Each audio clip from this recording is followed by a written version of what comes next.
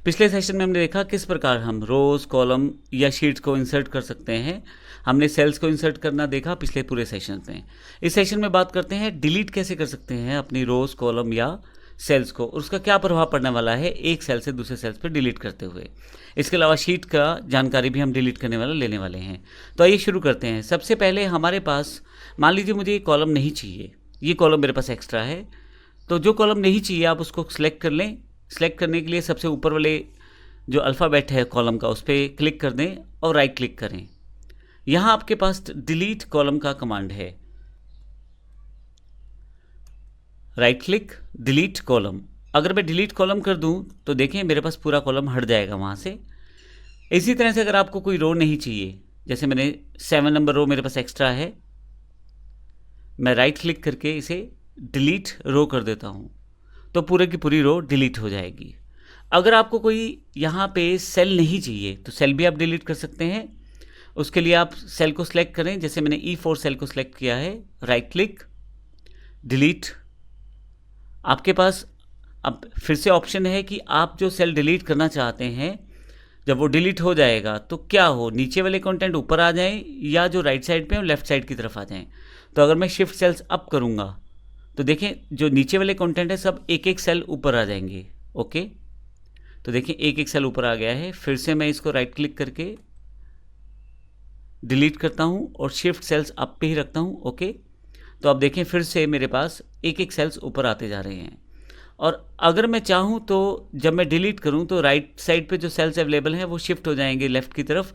उसके लिए फिर से मैं डिलीट करता हूँ अगर किसी सेल को, तो यहाँ ऑप्शन है शिफ्ट सेल्स लेफ़्ट। अगर मैं क्लिक करके ओके करता हूँ तो अब देखें अब जो 66 है वो राइट साइड से लेफ़्ट साइड की तरफ मूव हो गया है। इसी तरह से ये सेल्स में मुझे डेटा फिर से शिफ्ट करना है तो डिलीट शिफ्ट सेल्स लेफ़्ट और ओके। तो आप बड़ी आसानी से ये कर पाएंगे।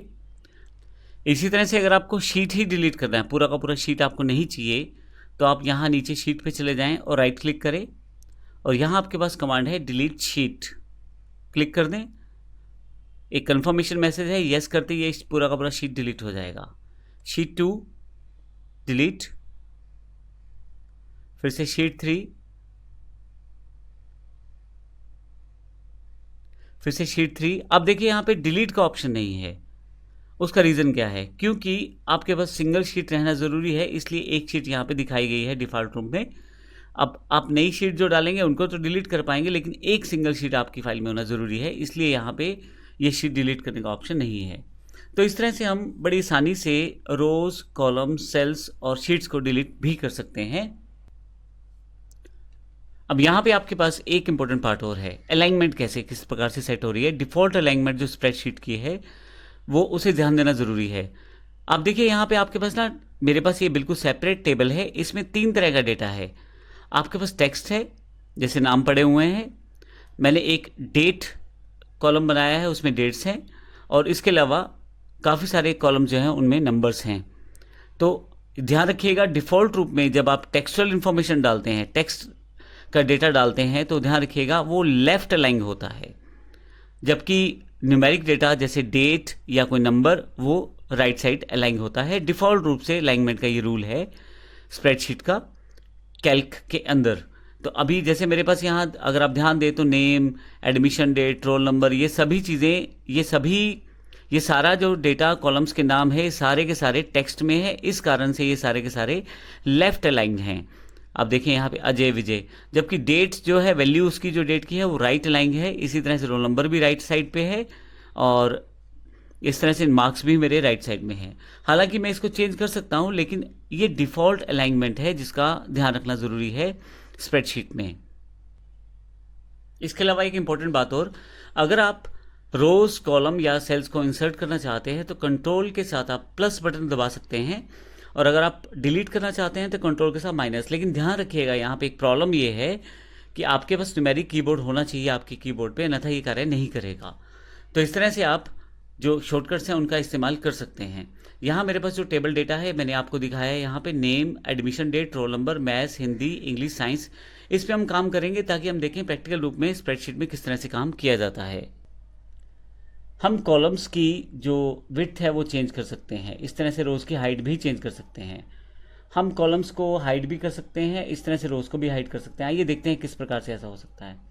आपके पास ये देखिए, मैंने यहाँ पे डी जो मेरा कॉलम है जो इस वक्त सिलेक्टेड भी है, माउस यहाँ बीच में रख देता हूँ, डी और ई का जो बॉर्डर लाइन है उस पर रख देता हूँ, तो 2 मूव वाला माउस हो जाएगा। इसका मतलब ये है कि अब यहाँ से आप ग्रिप करके कर्सर को आप जो इसका विड्थ है कॉलम का वो चेंज कर सकते हैं। इसके लिए लेफ्ट क्लिक दबा के रखें और आप अगर राइट साइड की तरफ जाएंगे तो देखें इसका जो विड्थ बढ़ रहा है, लेफ्ट की तरफ वापस आएंगे तो विड्थ कम हो रहा है। तो इस तरह से आप बड़ी आसानी से कर सकते हैं।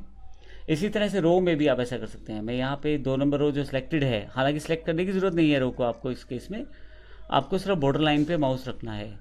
मैंने 4 और 5 के बीच में माउस रखा है, लेफ्ट क्लिक दबाया है, तो देखें मैंने इसकी हाइट बढ़ा दी है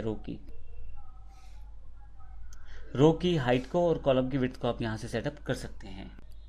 आप अगर यहाँ राइट क्लिक करें तो आपके पास यहाँ रो हाइट रहती है। आप रो हाइट को यहाँ से भी चेंज कर सकते हैं। मैं यहाँ से रो हाइट बढ़ा सकता हूँ, ये देखें ये मेरे पास रो की हाइट जो है वो बढ़ गई है। इस तरह से यहाँ राइट क्लिक करके मैं इस कॉलम की विड्थ भी सेटअप कर सकता हूँ। देखिए यहाँ से मैं कॉलम की विड्थ बढ़ा लेता हूँ, तो ये कॉलम की विड्थ मेरे पास बढ़ गई है। तो इस तरह से बड़ी आसानी से मैं रो और हाइट को बढ़ा या घटा सकता हूँ। इसके साथ ही मेरे पास अभी मैं कंट्रोल Z कर देता हूँ और वापस मेरा नॉर्मल टेबल स्ट्रक्चर वापस आ गया है। अगर किसी कारण से मुझे रोज़ को छुपाना है, मान लीजिए हाइड करना है, तो मैं रोज़ को सिलेक्ट करूँगा, राइट क्लिक, और यहाँ मेरे पास कमांड है हाइड रोज़।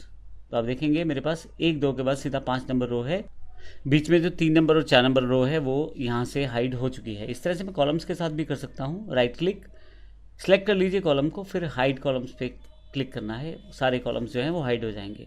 अब वापस कैसे लेके आना है, मान लो आपको अनहाइड करनी है रोज़ या कॉलम्स, तो उसके लिए पहले आप सेलेक्ट कर लें ऊपर वाली और नीचे वाली रो को। जैसे 2 और 5 के बीच में हिडन है रोज़, तो मैं 2 और 5 दोनों को सिलेक्ट कर लेता हूँ, राइट क्लिक, और यहाँ कमांड है शो रोज़।